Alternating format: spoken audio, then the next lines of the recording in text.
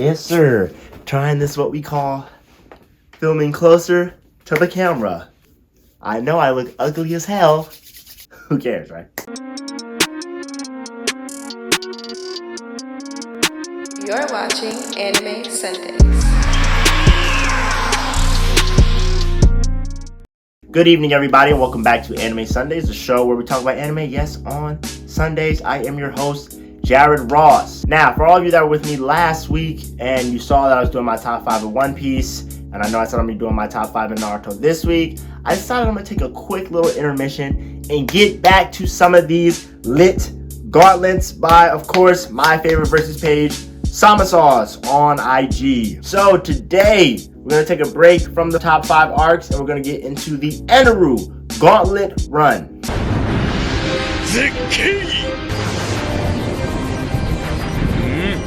Real quick drip by Anime Collective. Check them out. They gave me this dope Benny Morrow hoodie. It says Crimson on it.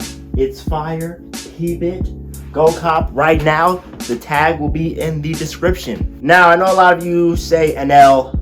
Okay, whatever. Eneru NL. We know who we're talking about. The god of Skypiea, the main villain of Skypiea arc, and he is known to have the Logia Devil Fruit of Lightning. Forgot what it's actually called in Japanese, but we know what it does. He pretty much is lightning itself. So today, Eneru will be running through the gauntlet of Straw Hats. So let's get right into it. First up, Eneru versus God Usopp. Now you already know how I feel about God Usopp. He is a god, but for me, I think Eneru still takes it. Usopp has really only been able to show observation hockey, you know, when he had that sniping moment in Dressrosa, kind of like an advanced version of it. But again, all of his new tips and tricks that he learned on that island, I still don't think he really has a solution for Logias yet. And we know Eneru is still not a soft Logia, right? We know he's not as strong as the other ones because he's a pre-time skip villain, but I still think he'll take care of Usopp pretty quick. Nami's got Zeus now. Again, I'm only going by the anime, so I'm not sure how things are going in the manga, but Nami's got Zeus now. Even with Zeus, lightning's not going to hurt Eneru in any way, so I feel like eventually Nami will still get clapped up, unless she really has like some type of water, rain, tempo that could really body Eneru, but again, he would really just move much faster than what she could produce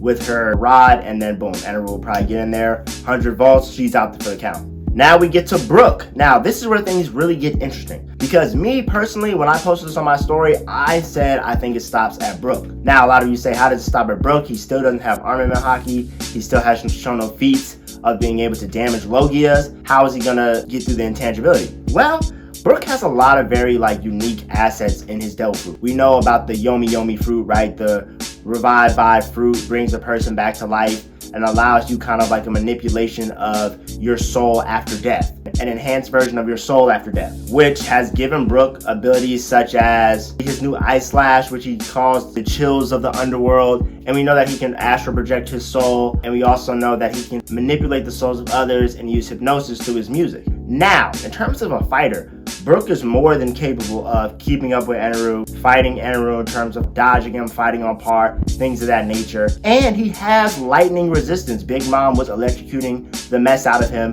and he was just eating it, burning him too. He was just eating it. So the real question at play here is, what will Brook be able to do to Eneru to get to the intangibility? Now, if you say that his awakening, which we don't know yet, is him kind of advancing his soul even more to control the soul of others, because we know when it came to the homies, with a little bit of Soul King extra power, all the homies were pretty much done up, kind of like a Conqueror's hockey type situation, right? So if you were to say that maybe hypnosis could work on Eneru, or maybe the chills of the underworld may affect Eneru's soul directly, which would bypass his intangibility, or if you were to say that he does have armament or would be able to learn it, then yes, I think it stops at Brook, absolutely. But these are all just kind of what ifs.